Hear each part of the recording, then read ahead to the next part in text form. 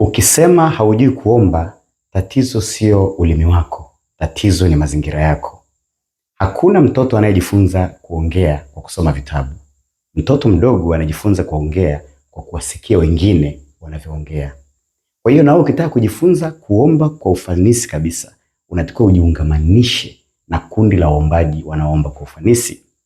Ukuni hauzimiki unapokuwa pamoja na kuni nyingine zinazowaka. Unazimika unapokaa peke yake. Kwa hiyo na wewe ukitaka kuwa ni mtu mwenye moto wa maombi, hakisha unaungana na kuni zinazowaka. Kuni zinazowaka ni waombaji wanaoomba kwa bidii. Kwa hiyo utakapojiungamanisha na waombaji wenye bidii wanaweza kuomba, utajikuta baada ya muda umeambukizwa hali ile ile ya kuomba na utaomba kama wao.